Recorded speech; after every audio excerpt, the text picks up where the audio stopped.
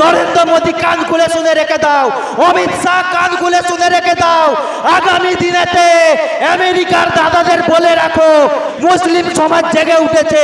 আগামী দিনেতে আমেরিকায় তোমাকে পাঠিয়ে ছাড়বো এবং তোমার যে কেন্দ্র সরকারের গদি আছে ওই গদি থেকে তোমাকে নামিয়ে রাখবো ইনশাআল্লাহ। এমন আন্দোলন তৈরি করতে হবে ভারতবর্ষের জমিনে এই কেন্দ্র সরকার মুসলমানদের বিরুদ্ধে লাল চোখ যেন দেখাতে না পারে। আপনারা শুনেছেন বিহারেতে 65 লক্ষ মানুষের নাম বাদ গেছে। আজকে আমাদের ওপর একটা নাপাক চক্রান্ত চালানো হচ্ছে এসআইআর এর নাম করে।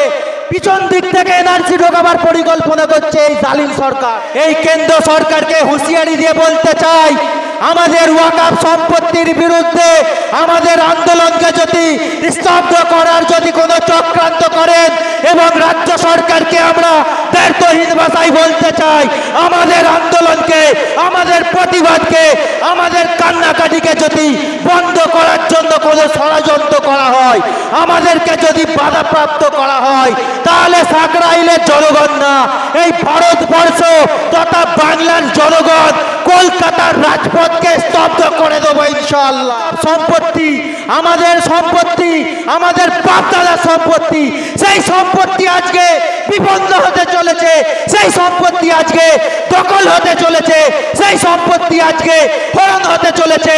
আপনার ইমানি দায়িত্ব বলে আমি মনে করি, আপনার ইমানি দায়িত্ব, আপনার দায়িত্ব আছে আপনার মসজিদকে আপনি হেফাজত করবেন, আপনার দায়িত্ব আপনার মাদ্রাসাকে আপনি হেফাজত করবেন। আমরা প্রতিবাদী ভাষায় বলতে চাই, ওয়াকফ সম্পত্তি হরণ করার বিরুদ্ধে আমাদের প্রতিবাদ করতে গিয়ে, আমাদের আন্দোলন করতে গিয়ে আরে মুসলিম সমাজ 700 না, দরকার পড়লে 70,000 পান দেবো ইনশাআল্লাহ। আজকে আমার বাড়িতে আগুন লেগেছে আর পার্শ্ববর্তী এলাকাবাসী যদি চুপ করে দেখে, আগামী দিনেও তোমারও ঘরে আগুন লাগবে। তখন কিন্তু ওই আগুনকে নেভাবার মতো কোনো মানুষকে খুঁজে পাবেন না। এই জন্য দায়িত্বহীন ভাষায় বলতে চাই, আজকে ভারতবর্ষের বুকে, আজকে ভারতবর্ষের জমিনে কেন্দ্র সরকার যেইভাবে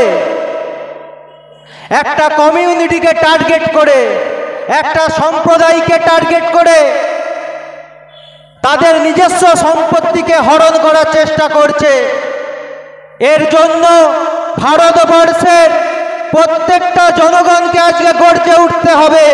প্রত্যেকটা জনগণকে আজকে আন্দোলনের মাঠে নামতে হবে। কারণ ওয়াকফ সম্পত্তি এ আল্লাহর সম্পত্তি, ওয়াকফ সম্পত্তি আমাদের পূর্বপুরুষের দান করা সম্পত্তি। সেই সম্পত্তিকে আইনের মাধ্যমে গায়ের জোরেতে দখল করার চক্রান্ত করেছে এই জালিম সরকার।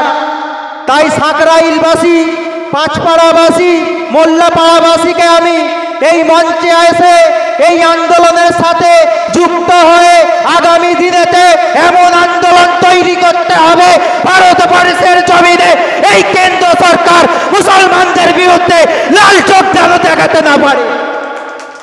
এই জন্য আমাদের সকলকে জানতে হবে। আজকে আপনারা আসুন, এই মঞ্চেতে উপস্থিত হন।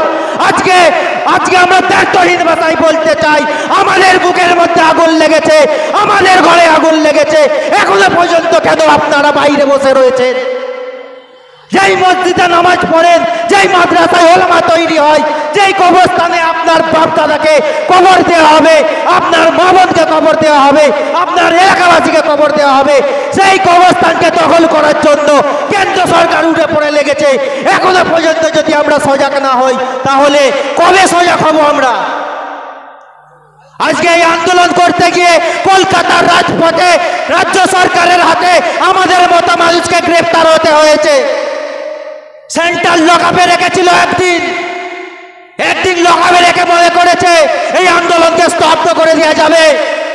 আমরা দায়িত্বহীন ভাষায় বলতে চাই, আমরা প্রতিবাদী কণ্ঠে বলতে চাই, যদি কোনো সরকার আমাদের সম্পত্তি অধিকারের বিরুদ্ধে আমাদের আন্দোলনের মধ্যিখানে যদি পড়ে, এমন আন্দোলন চালু হবে এমন দুর্যোগ চালু হবে, এমন বন্যা বয়ে যাবে কি আমাদের সামনে যে আসবে তার শক্তিকে আমরা চূর্ণ বিচূর্ণ করে দেবো ইনশাআল্লাহ। এই জন্য মোল্লাপাড়াবাসী এবং পাঁচপাড়াবাসীর কাছে আমার আবেদন, আপনারা আসুন। আজকে মিডিয়াপুর ইউনিট থেকে আমাদের 10-15 জন আমরা এসেছি আপনাদের সাথে মিলেমিশে, আপনাদের কাঁধে কাঁধ মিলিয়ে, আপনাদের হাতে হাত মিলিয়ে আগামী দিনেতে এই সাঁকরাইল থেকে এক আন্দোলন চালু হবে, এই পাঁচপাড়া থেকে এক আন্দোলন চালু হবে। আর স্লোগান থাকবে, পাঁচপাড়ার মানুষ দিচ্ছে ডাক, ওয়াকাফ আইন নিপাত যাক। পাঁচপাড়ার মানুষ দিচ্ছে ডাক, নরেন্দ্র মোদী সরকার নিপাত যাক। আগামী দিনে এই কেন্দ্র সরকারকে হুঁশিয়ারি দিয়ে বলতে চাই, আমাদের ওয়াকাফ সম্পত্তির বিরুদ্ধে আমাদের আন্দোলনকে যদি স্তব্ধ করার যদি কোনো চক্রান্ত করেন, এবং রাজ্য সরকারকে আমরা দায়িত্বহীন ভাষায় বলতে চাই, আমাদের আন্দোলনকে, আমাদের প্রতিবাদকে, আমাদের কান্নাকাটিকে যদি বন্ধ করার জন্য কোনো ষড়যন্ত্র করা হয়, আমাদেরকে যদি বাধাপ্রাপ্ত করা হয়, তাহলে সাঁকরাইলের জনগণ না, এই ভারতবর্ষ তথা বাংলার জনগণ কলকাতার রাজপথকে স্তব্ধ করে দেবো ইনশাআল্লাহ। এই জন্য বন্ধুগণ, আপনারা সজাগ হন। ওয়াকাফ সম্পত্তি আমাদের সম্পত্তি, আমাদের বাপদাদার সম্পত্তি। সেই সম্পত্তি আজকে বিপন্ন হতে চলেছে, সেই সম্পত্তি আজকে দখল হতে চলেছে, সেই সম্পত্তি আজকে হরণ হতে চলেছে। আপনার ইমানি দায়িত্ব বলে আমি মনে করি, আপনার ইমানি দায়িত্ব, আপনার দায়িত্ব আছে, আপনার মসজিদকে আপনি হেফাজত করবেন, আপনার দায়িত্ব আপনার মাদ্রাসাকে আপনি হেফাজত করবেন। যদি না হেফাজত করেছেন, কাল কিয়ামতের ময়দানে কিন্তু আল্লাহর কাছে জবাবদিহি করতে হবে। এই জন্য বন্ধুগণ, আমাদের আন্দোলন বন্ধ থাকবে না, আমাদের প্রতিবাদ বন্ধ থাকবে না। যদি কেউ মনে করে চক্রান্তের মাধ্যমে মুসলিম সমাজকে ঘরে ঢুকিয়ে দেওয়া হবে, তাহলে ইতিহাস খুলে দেখে নিন। ভারতবর্ষ স্বাধীনের ব্যাপারে 60,000 ওলামা, 60,000 মুসলিম সম্প্রদায় নিজের জীবনকে উৎসর্গ করে দিয়ে ওই ব্রিটিশ দালালদের কাছ থেকে এই দেশকে আমরাই স্বাধীন করেছিলাম।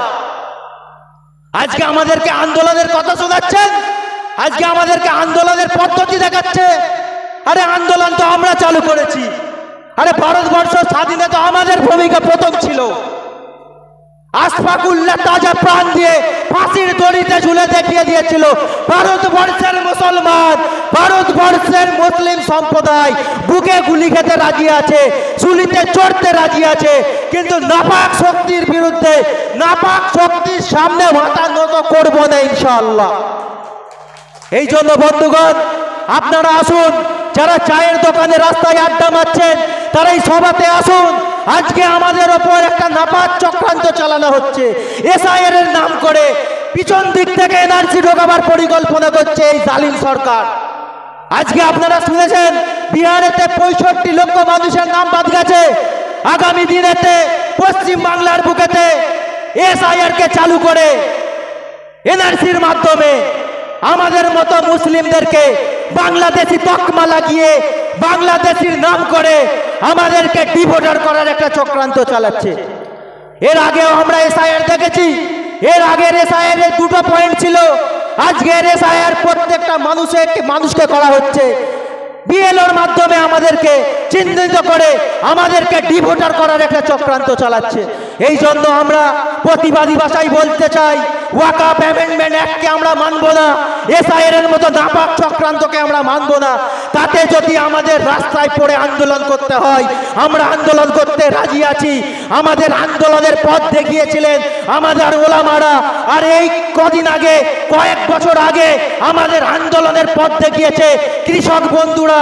ওই পাঞ্জাবের কৃষক বন্ধুদের মতো আমরা মেহনত করে, আন্দোলন করে, প্রতিবাদ করে, যেরকম 14 মাস পানিতে ভিজে, বৃষ্টিতে ভিজে, রোদেতে ঘাম ঝরিয়ে যেরকম কৃষক বিল যেটা পাস করেছিল সেই বিলকে প্রত্যাহার করানোর জন্য 700টা তাজা প্রাণ দিতে হয়েছে।